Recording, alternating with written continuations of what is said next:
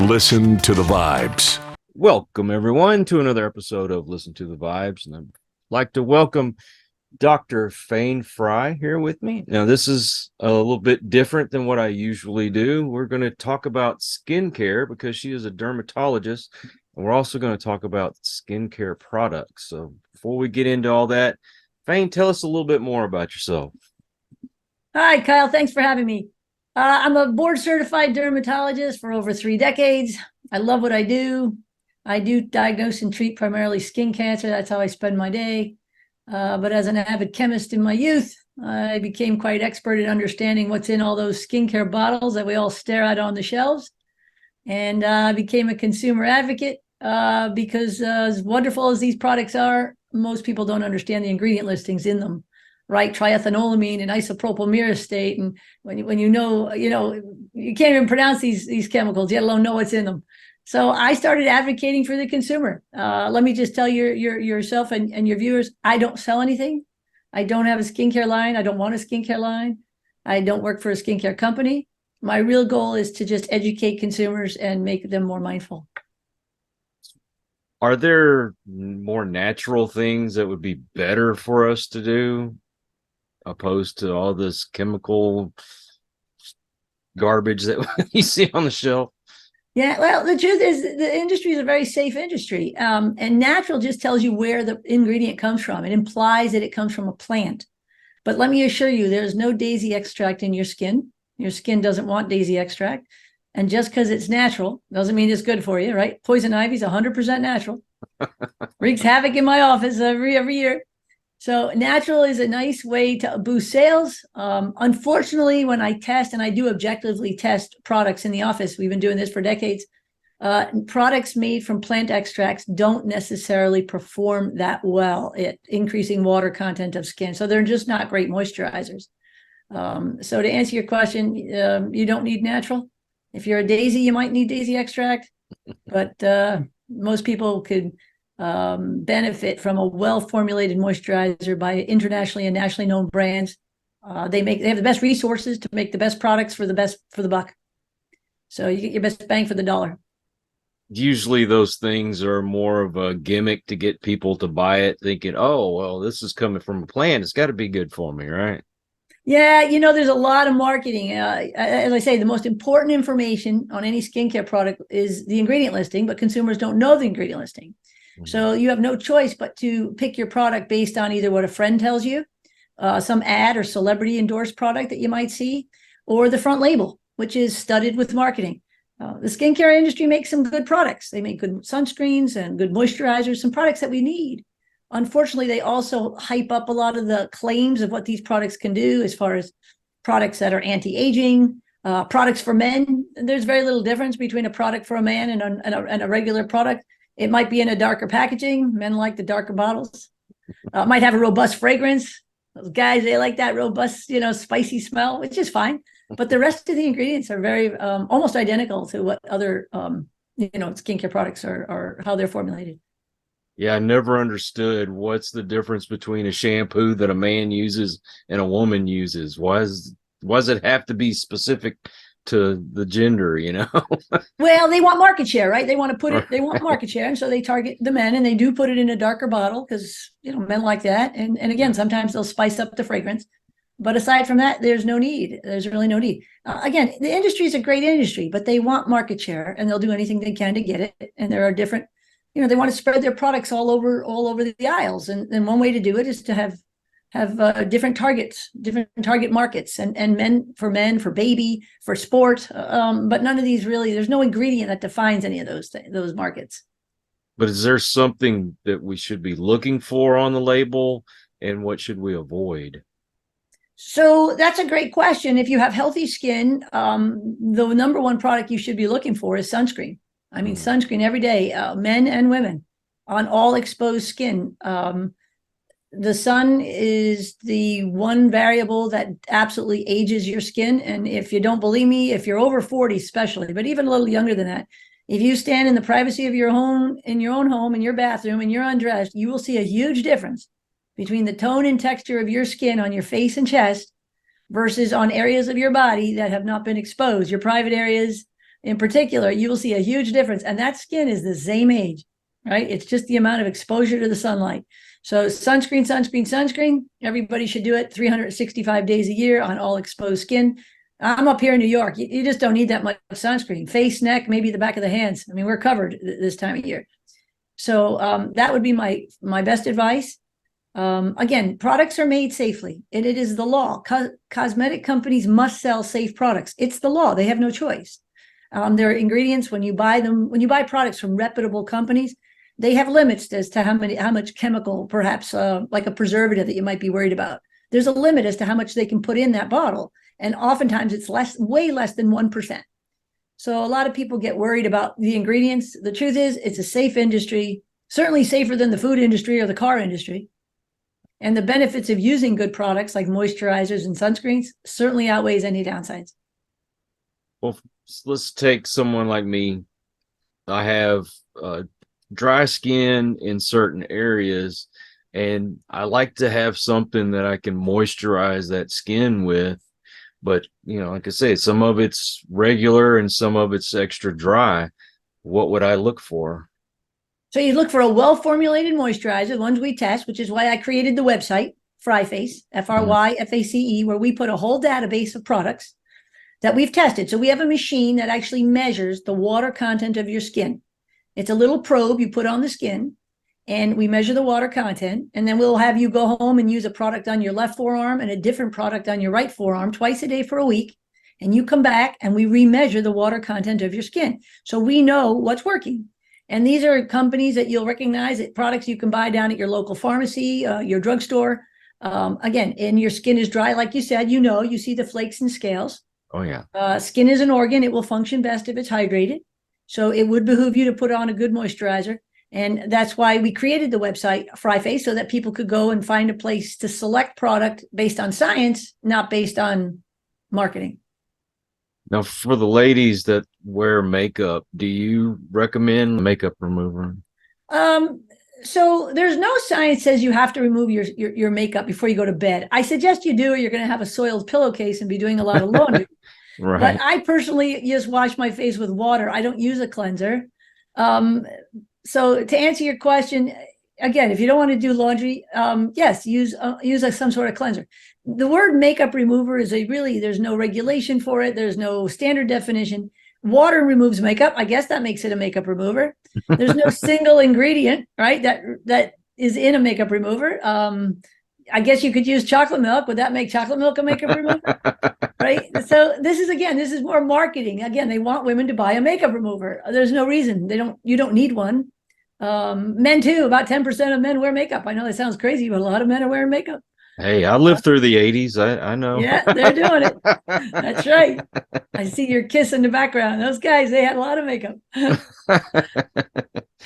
Well, as far as what you test, besides moisturizers, what else do you deal with?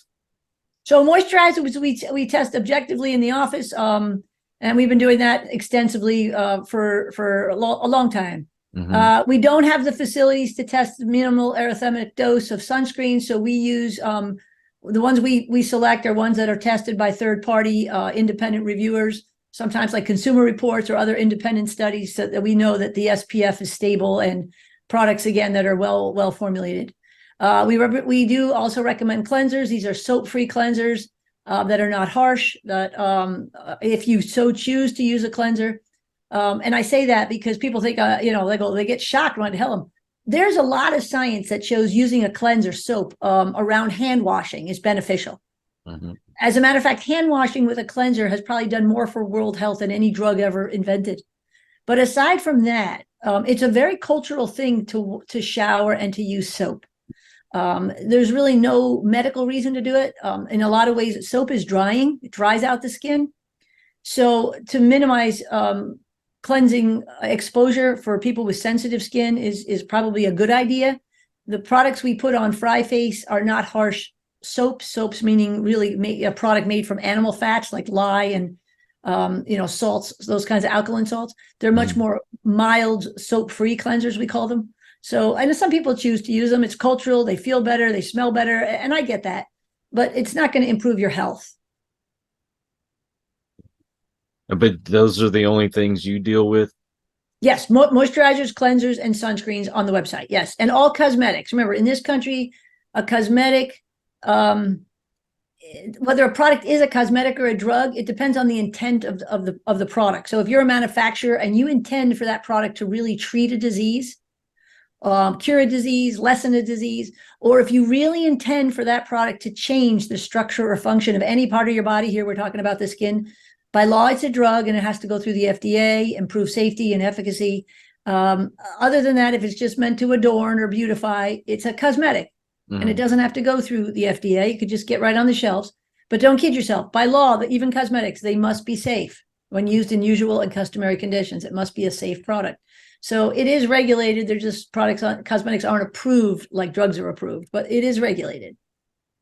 Is it okay to use alcohol when you clean your face? Alcohol, like rubbing alcohol? Mm-hmm. That's drying. There's different kinds of alcohols, right? We have the simple alcohols like rubbing alcohol. Mm-hmm. And we have the long fatty chain alcohols like cetyl alcohol. Those are used to keep products in suspension. A lot of these moisturizers are water-based and they have oils in them. Mm-hmm. And water and oil don't mix. So we have to add emulsifiers that keep the water and oil together. And a lot of those are alcohols, but those aren't the small, simple alcohols like the drying ones you just mentioned, rubbing alcohol. There's ones like cetyl or a cetyl alcohol. These are long, waxy chains that keep these products together. So those are absolutely fine to use. There's also these aromatic alcohols like benzyl alcohol. They're used like as a fragrance sometimes. But to use the simple alcohol like a rubbing alcohol, it is a very drying solvent to put on your face. So I rarely recommend using isopropyl alcohol on the skin. Okay. And you deal with skin cancer as well, right? All day long. What should a person look for, or should they be worried about if they notice something on their skin? So great question. You don't have to know what it is. You just have to know something's different. I tell my patients to check themselves once a month. And I mean, check yourself. Check your little boy parts, check your little girl parts. Go in the bathroom, use a handheld mirror, check your back, under your arms, look in your mouth once a month, and just get familiar with what you look like. There are billions of stars in the sky, yet when you look up, you can identify the Big Dipper or the Little Dipper. Your eye gets really used to seeing things. So if you check yourself once a month, you'll know what you look like. If you see a change in anything, in size, shape, or color of a pre-existing mole, or you see something new, or you get a wound that doesn't heal or bleeds or scales, and it lasts for more than 2 or 3 weeks. Again, you don't have to know what it is, but seek medical attention. Call your dermatologist. Because sometimes I might notice there's a new little freckle or something. I should go get that checked out. If you're past the age of 40 and you're getting new moles, yes, it would behoove you to get a yearly exam by a board certified dermatologist. Oh, Lord, I've lived with this thing on my nose forever. And I'd But love it's to not, get rid of is it. it changing or has it been No, there forever? it's the same as it's always Okay, been. well, that's a good sign. Remember, cancers grow.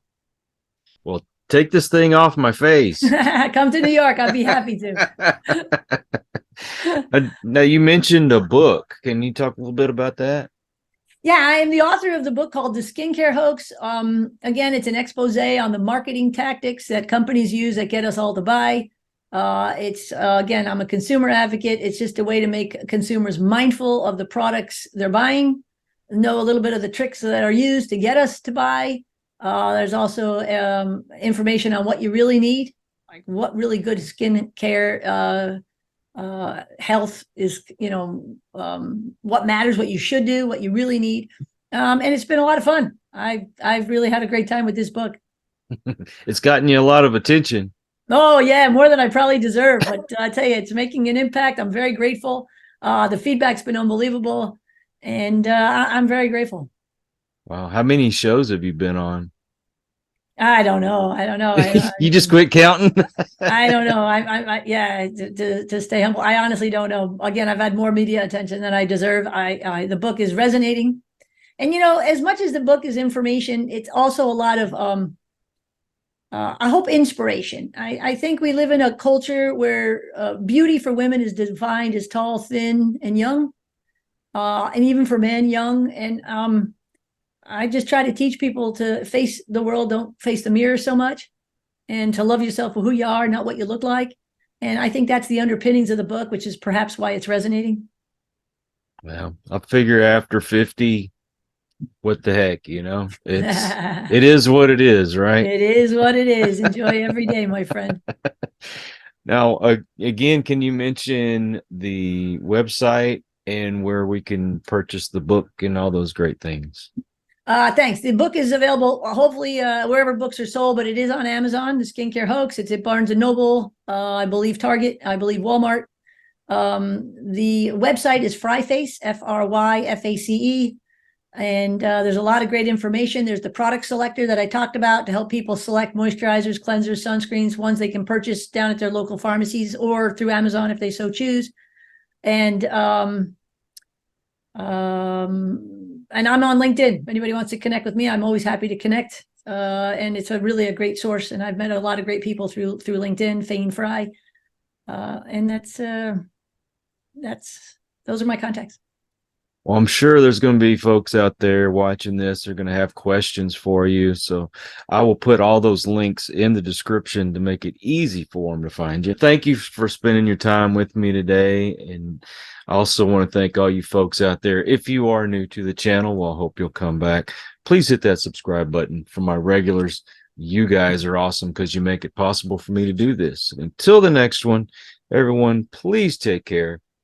Be kind to one another. God bless and peace. We hope you enjoyed this episode of Listen to the Vibes. You can catch us on Buzzsprout or wherever you listen to your favourite podcasts. And on YouTube. Follow us on Facebook at The Vibes Broadcast Network